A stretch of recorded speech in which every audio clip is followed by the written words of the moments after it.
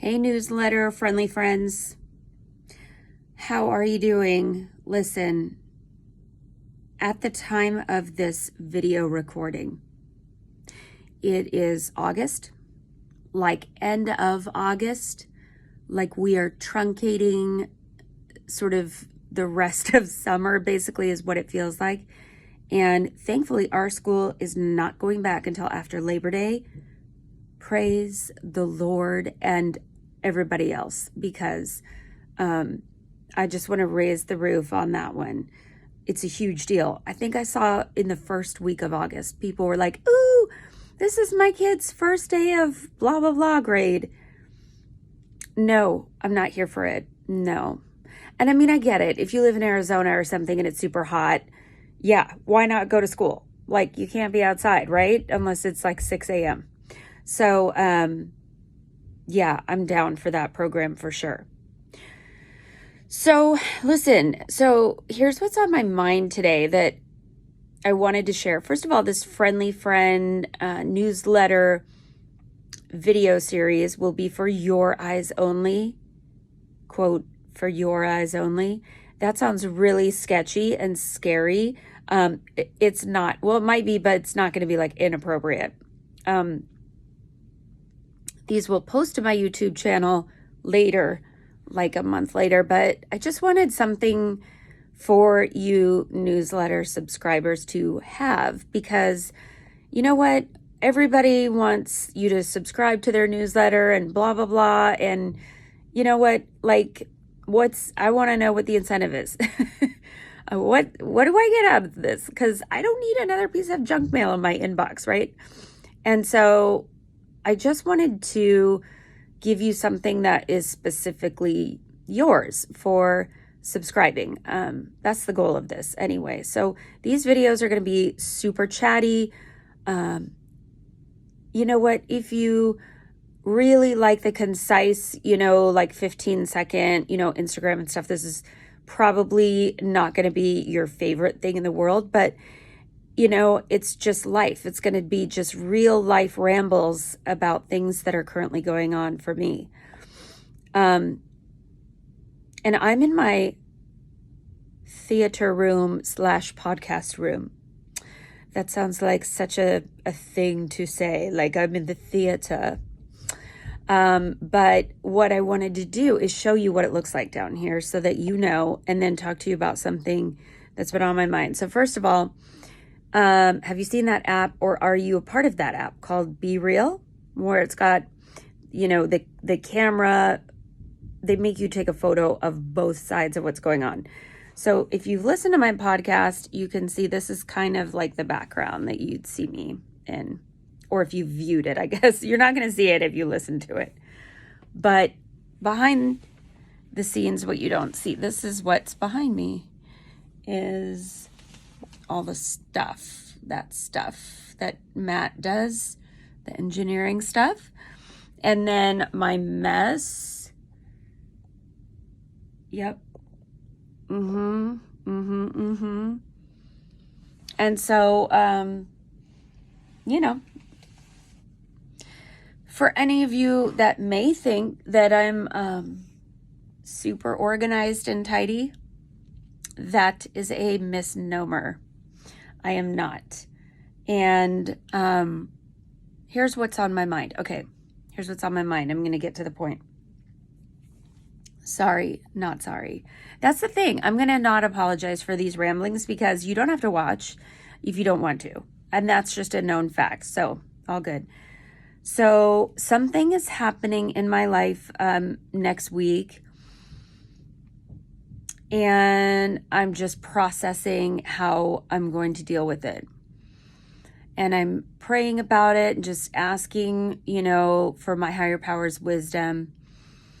And here's what it is. So my eldest daughter is going to turn 21. Now, while this might not be a big deal, it's a big deal for my eldest, because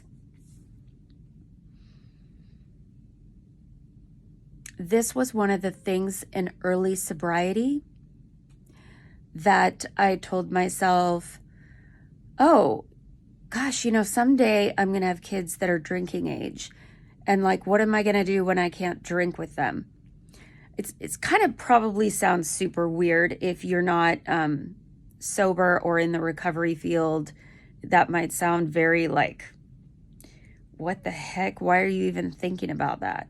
Right? But when I was drinking, that's how I knew to connect with people, was by drinking with them, or at least having myself socially lubricated so that I felt like I was more of a fun and enjoyable person. Turns out, spoiler alert, it was the complete opposite. But, my sponsor at the time said to me, Amy, like, you don't even have to worry about that. Like, that's way down the road. And down the road is here. It's now. And while that's amazing, because what it means is I've stayed sober that whole time, that I'm actually at this point now where she's gonna turn 21. It's crazy. It is also simultaneously a little bit scary because, I'm big on like, I can't control my kids. I know that. Like, I am, it's a fool's errand to think that I am in charge of how they turn out. And also, I don't want my kids to feel that evangelical Christian, you need to do ... you should be doing blah, blah, blah. I don't want them to feel that. I want them to feel loved and accepted. And I also need to protect myself and my own boundaries. Everybody's different, okay? But I don't keep alcohol in my house. I just don't. I have, cleaning products with alcohol in them. And I have, like vanilla and almond extract, things that I've heard that people drink when they're desperate. And I have that stuff, but I never drank that when I was drinking. It never was a thing for me. So I don't keep alcohol in the house. And so now, I don't know, like, should that be a rule? My husband thinks, yeah, that should be a rule. You should keep doing that.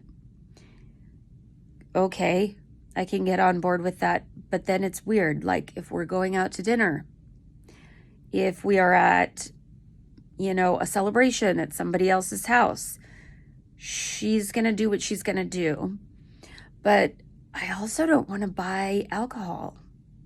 I don't want to be going out to dinner and like maybe it's her birthday, i.e. next week, which is going to be a real time happening.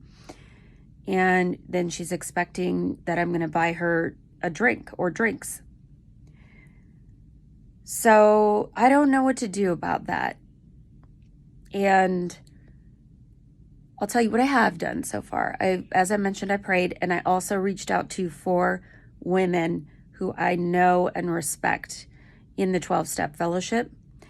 And I'm going to talk to each of them and ask them what I should do, ask them for their opinion and their guidance based on their experience with their kids. Man, am I grateful I have that tool and opportunity. So that's where I'm at. And of course, I'll talk to my daughter about all of this too. And you know what? Because I got to have the crunchy conversations and I have to recover out loud and I have to lead by example. I'm not going to just have it all polished and figured out and like present it to her like, okay, this is the plan. This is the program, and you need to follow it. But I do need to decide what I need to do for my own self to keep my own self safe and to keep my own boundaries intact so I don't develop a resentment and then, have messes to clean up later because, I'm irritated, or I say things that, I regret, or I just, I need to just let it go and be okay with not being okay, which is fine and uncomfortable. And it's fine that things are uncomfortable. Get comfortable with the cringeworthy, and this is cringy. All right. That's what I got. I'll let you know how it goes. Thank you for subscribing.